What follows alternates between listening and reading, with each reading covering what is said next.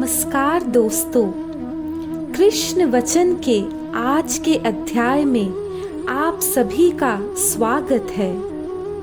प्रभु श्री कृष्ण का जन्म, संसार में धर्म की स्थापना, अधर्म के खिलाफ लड़ना और जीतना, ये सभी घटनाएं तो हम सब भली भांति जानते हैं।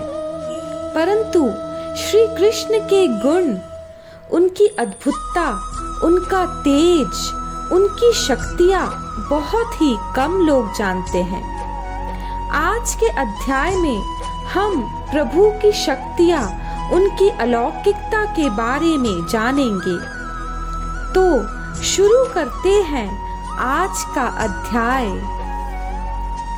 श्री कृष्ण महाभारत युद्ध के समय अर्जुन को अपने बारे में बताते हैं और उनको अपने दिव्य रूप का दर्शन भी कराते हैं। वह कहते हैं, इस जगत में जो कुछ भी भौतिक तथा आध्यात्मिक है, उसकी उत्पत्ति तथा प्रलय उनसे ही जानो। इस विराट ब्रह्मांड की समग्र सृष्टि का विकास परमात्मा विष्णु की उपस्थिति के कारण होता है।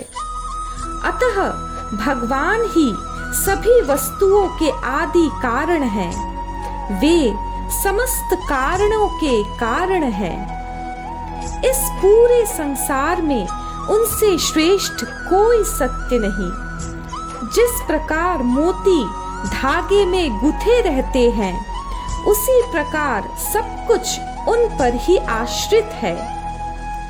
ईश्वरः परमः कृष्णः सच्चिदानंद विग्रह।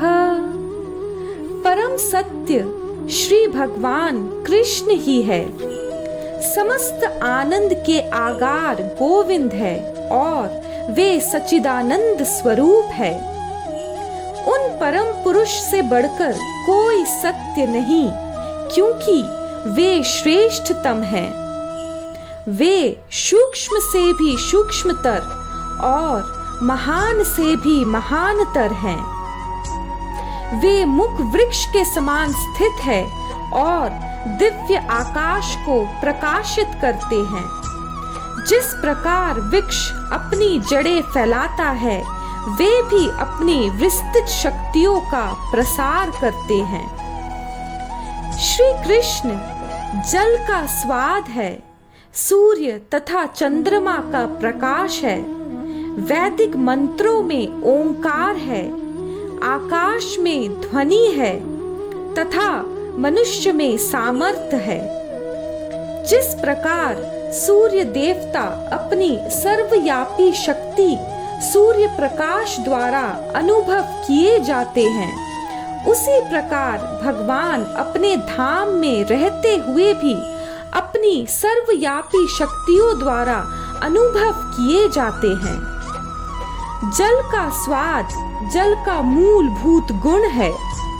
कोई भी व्यक्ति समुद्र का जल नहीं पीना चाहता, क्योंकि उसमें नमक मिल रहता है। जल के प्रति आकर्षण का कारण स्वाद की शुद्धि है और यह शुद्ध स्वाद भगवान की शक्तियों में से एक है। निर्विशेष व्यक्ति जल में भगवान की उपस्थिति जल के स्वाद के कारण अनुभव करता है। परमेश्वर को अनुभव करने की यही विधि है। सूर्य तथा चंद्रमा का प्रकाश भी मूलतः ब्रह्म ज्योति से निकलता है, जो भगवान की निर्विशेष प्रकाश है। ओंकार प्रत्येक वैदिक मंत्र के प्रारंभ में भगवान को संबोधित करने के लिए प्रयुक्त दिव्य ध्वनि है, जो कि कृष्ण का शब्द स्वरूप है। प्रभु पृथ्वी की आद्य सुगंध तथा अग्नि की ऊष्मा है। वे समस्त जीवों का जीवन तथा तपस्वियों का तप है।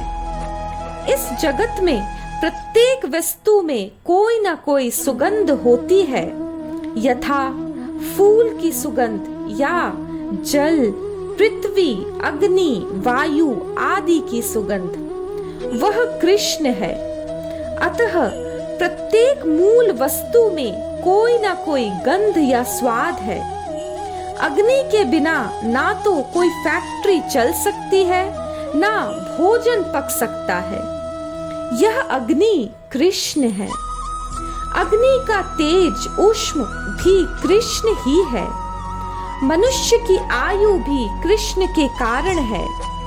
अतः कृष्ण की कृपा से ही मनुष्य अपने को दीर्घायु या अल्पजीवी बना सकता है। भगवान कृष्ण समस्त जीवों का आदि बीज है। बुद्धिमानों की बुद्धि तथा समस्त तेजस्वी पुरुषों का तेज है। कई प्रकार के चर तथा अचर जीव है। पक्षी, पशु, मनुष्य तथा अन्य सजीव प्राणी चर है और पेड़ पौधे अचर है। इन सबके जीवन के बीज स्वरूप श्री कृष्ण है। आदि रूप में कृष्ण समस्त वस्तुओं के उद्गम है। वे मूल है। जिस प्रकार मूल सारे वृक्ष का पालन करता है, उसी प्रकार कृष्ण मूल होने के कारण इस जगत के समस्त प्राणियों का पालन करते हैं। इस प्रकार उनकी शक्ति द्वारा सारे गुण प्रकट होते हैं। वे सब कुछ है किंतु है स्वतंत्र।